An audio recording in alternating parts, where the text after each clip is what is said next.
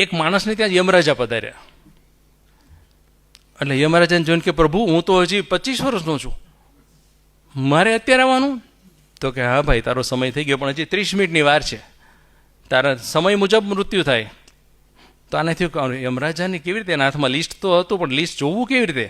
તો પ્રભુ એક કામ કરો ને, અડધી કલાક છે ને મારે ત્યાં મસ્ત શ્રીખંડ પૂરી રસ પડ્યા છે, તમે પૃથ્વીનું ક્યારે ચાખ્યું છેલ્લે?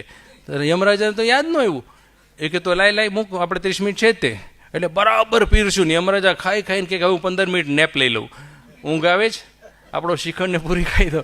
એટલે યમરાજા સૂઈ ગયા ને તો પેલા લિસ્ટ જોયું, તેનું નામ પહેલું જ હતું, અને છેલ્લું નામ જે હતું ને એની અંદર લખ્યું હતું કે 10 વર્ષ પછી. એટલે આણે શું કર્યું, એની પાસે ઓલું ઇરેઝર હશે તો કાઢી અને પોતાનું નામ છેલ્લે લખી કાઢ્યું. યમરાજા 15 મિનિટ પછી ઉઠ્યા.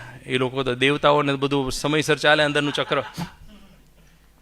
ઉઠીને એ કે બેટા આજે કેટલા સદીઓ પછી મેં પૃથ્વીનું ભોજન આરોગ્યું, હું એટલો ખુશ થયો છું ને કે આજે હું છેલ્લેથી નામ શરૂ કરીશ. એટલે આપણે નાન ચાપવાની કોશિશ કરીએ ને ત્યારે ક્યારેક આવી રીતે લોચાઈ પડતા હોય છે.